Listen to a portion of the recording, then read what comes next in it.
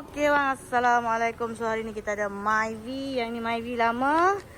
Abang datang nak tukar dia punya lower arm Okey, buka keluar lower arm abang.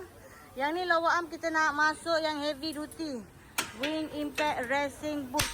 Buka keluar dulu. So yang ni barang memang dah ada ready stock bang. Barang memang ada ready stock. Dah barang dah ada, abang datang tinggal pasang je bang.